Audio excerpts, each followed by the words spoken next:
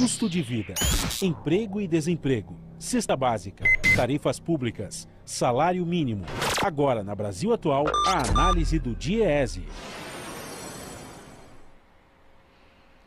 Vamos fazer contato agora com o diretor técnico do DIEESE, Fausto Augusto Júnior. Bom dia, Fausto. Oi, bom dia, Glauco. Fausto, ontem o plenário do Senado aprovou aí por unanimidade, 80 votos, contando aí que o presidente da casa não vota, o PL 873, que amplia o alcance do auxílio emergencial para mais categorias de trabalhadores. Também, entre outros pontos, determina aí a possibilidade de recebimento sem o CPF. Enfim, como é que você viu a aprovação desse projeto nesse momento da pandemia do coronavírus, Fausto? Foi importante, Glauco. Foi importante e foi mais uma vitória aí do movimento social organizado.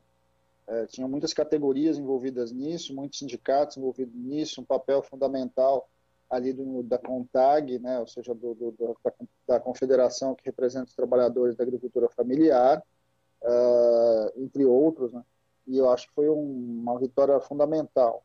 Ela vai para a sanção presidencial agora, mas corrige alguns problemas que tinha com relação à legislação do abono emergencial, e deixa mais claro algumas categorias que têm o direito de receber esse benefício, e muda algumas coisas que fazem muita diferença. Bem, vou colocar duas coisas muito rápidas. Uma delas é que altera aquele limite de 28 mil do imposto de renda de 2018, então a família não tem a relação mais com o imposto de renda de 2018, ele tem relação a partir de agora com relação ao imposto de renda de 2020.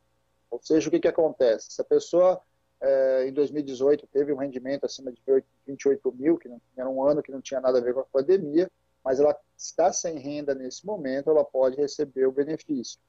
E ao mesmo tempo, se por algum motivo este ano ela tiver o rendimento acima dos 28 mil, aí ele acaba sendo abatido na declaração do imposto de renda ano que vem. A outra questão também fundamental é que ele compreende agora o homem, o homem monoparental, ou seja, aquele trabalhador que cuida da sua família sozinho, ou seja, tem os seus filhos, que também possa receber a cota dobrada, ou seja, a cota de R$ 1.200. Isso já estava valendo para as mulheres, e agora passa a valer também para os homens que cuidam da sua família sozinhos ali, como único chefe de família. E do ponto de vista de ampliação de quem vai ter acesso ao benefício, seja porque deixa mais claro, seja porque introduz novas categorias, é bastante significativo. Eu vou rapidamente dar uma passada aqui em todos os que passam a ter direitos agora e que não tinham, Então começa com os pescadores, profissionais artesanais, aquicultores, catadores de caranguejo, etc., agricultores familiares, arrendatários, extrativistas, silvicultores, todo esse pessoal vinculado à reforma agrária, aos quilombolas e aos povos tradicionais. Nós estamos falando aí, principalmente aqui das comunidades indígenas. Trabalhadores de artes, cultura, e aí diversas áreas, passando pelas linguagens, incluindo os intérpretes, técnicos de espetáculo, e aí os teatros estão parados, e etc., todo o pessoal vinculado aos catadores, às cooperativas, à economia solidária, então esse pessoal também passa a entrar agora como beneficiário do sistema, do abono, taxista, mototaxista, motorista de aplicativo, motorista de transporte escolar, que muita gente tinha esquecido, que esse pessoal está sem trabalhar agora, em especial porque as escolas estão fechadas, motoristas de ônibus, caminhoneiros, entregadores de aplicativo, diaristas, cuidadores, babás também estão incluídos, agentes de turismo, guias de turismo estão agora incluídos, os seringueiros, tem o pessoal vinculados às igrejas, então ministros de confissão, profissionais assemelhados aí em relação às religiões, que as igrejas também estão fechadas, os profissionais autônomos de educação física, e aí a gente tem aí um pessoal grande, importante, vinculados aí a preparadores físicos, fisioterapeutas, nutricionistas, todo esse pessoal é vinculado a essa economia do esporte que também está parado, os vendedores ambulantes, os diversos, barraqueiros, camelôs, artesãos, garçons também foram contemplados, incluiu as manicures, pedicures e o conjunto de trabalhadores aí da beleza, que nesse caso a sua grande maioria ou é MEI, ou é informal, e eles estão todos parados nesse momento. Ainda tem empreendedores independentes de vendas diretas, né? A gente tem muita coisa aí do marketing individual, vendedor de porta a porta, como, por exemplo, o pessoal lá do Tupperware, né? O pessoal vinculado às vendas de catálogo. Ainda tem um dado importante, que são os sócios ativos de empresas que estão inativas, né? O que isso significa? Muitas vezes o sujeito, há um tempo atrás, tinha uma empresa, ou ele era sócio de uma empresa e essa empresa já está fechada há muito tempo, ou seja, já não tem renda. Isso é muito comum no Brasil, uma vez que abrir empresa é muito rápido, mas fechar a empresa no Brasil demora muito tempo. Então você tinha muita gente parada em cadastro desse tipo, então e absolutamente sem renda nesse momento. Então foi ampliado para esse grupo também. E alguns professores que estão também os professores independentes, né, esses professores livres, eles também estão parados. Então, assim, é uma ampliação importante de um benefício que a gente vem lutando desde o começo por ele, e que a gente tem uma avaliação que a medida aprovada ontem no Senado, ela dá um pouco mais de segurança, inclusive, para esse monte de cadastros que estavam em dúvida agora, se pagavam ou não pagavam, e como a gente vinha defendendo, pague-se agora, e depois a gente avalia melhor o que é, com quem tem, quem não tem direito de fato. Isso aí é um problema que a gente vai discutir pós-pandemia, até porque quem está na situação hoje sem nenhum tipo de renda tem muita pressa, né, Glau? Sem dúvida, Fausto, a gente ainda lembra que muita gente tem tido problema aí para conseguir a aprovação para receber o auxílio emergencial e fora problemas também com o aplicativo Caixa Tem. Agora, Fausto, eu queria que você comentasse aqui uma nota técnica do Diese, que foi divulgada na semana passada, intitulada "A Saúde Pública Precisa de Segurança e Não de Seguro". Uma nota técnica aí que aponta os gargalos técnicos, né? Não só técnicos, que fragilizam o SUS e também reduzem as possibilidades de enfrentamento à pandemia do coronavírus, tratando das condições, por exemplo, dos profissionais da saúde. O que mais diz essa nota técnica, Fausto? Bem, Glauco, a gente teve um cuidado de tentar dar uma olhada ali com relação ao que está acontecendo na saúde e tentar entender um pouco do que todo mundo fala com relação ao SUS, e que é fundamental que a gente compreenda e entenda as contradições que nós estamos vivendo, inclusive agora, com o que nós estamos vendo em Manaus, a gente começa a compreender melhor quando a gente coloca os números em prática.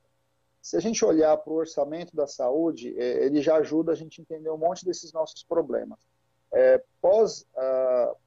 Após a chamada PEC, a PEC do teto, né, o que aconteceu com o orçamento da saúde? O orçamento da saúde foi recuando, de fato, né? Como você só podia elevar o orçamento no máximo pela inflação, para você ter uma ideia, o orçamento aprovado para 2020 na saúde, ele é equivalente ao orçamento de 2011, tá? Como se tivesse regredido quase 10 anos do ponto de vista de valores, né? Então, acho que isso é um dado para a gente ficar bastante preocupado do ponto de vista da disponibilização de recursos, e que agora está impactando aí na questão do coronavírus.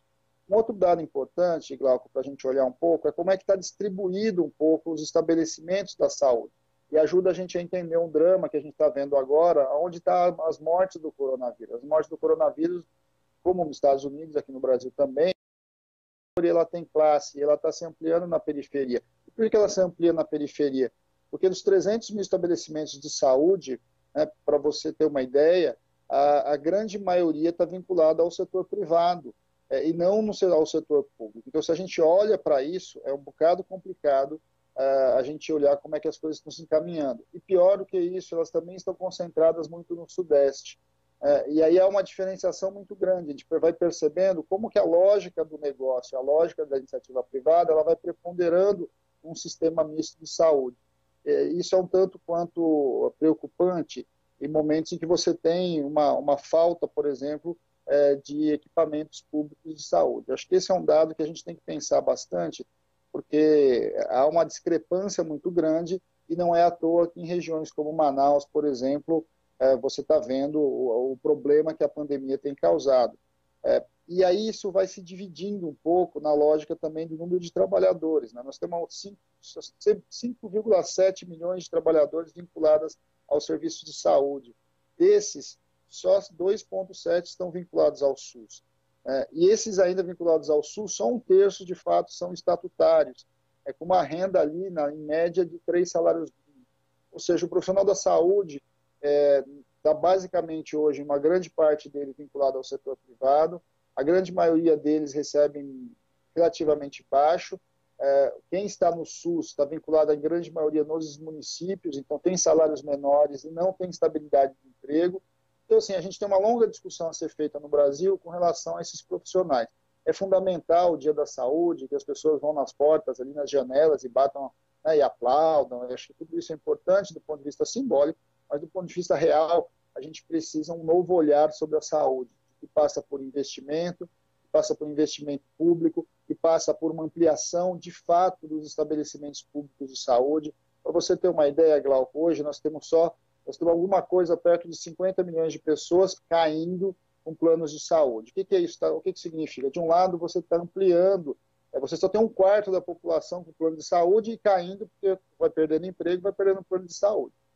Só que na outra ponta, 2/3 dos estabelecimentos de saúde são do setor privado. Então, olha só, você tem 3/4 da população sem plano que são atendidos por 1/3 dos estabelecimentos de saúde no Brasil. Então, a gente vai entendendo como foi sendo desconstruída uma visão pública de saúde e uma reconstrução de uma visão privada de saúde em que o SUS é só para o pobre. A gente não reverter isso urgentemente, acho que o coronavírus está mostrando para a gente o quanto um sistema como o Sistema Único de Saúde é fundamental e quanto nós precisamos valorizá-lo a partir de então. Certo, Fausto, lembrando aí, né, que a IC 95 acabou fazendo com que o SUS passasse numa situação de subfinanciamento para desfinanciamento, como você ressaltou quando a gente analisa aí o orçamento público. Fausto, muito obrigado pela sua participação e até a próxima. Até a próxima, Glauco. Conversamos aqui com o diretor técnico do DIEESE, Fausto Augusto Júnior.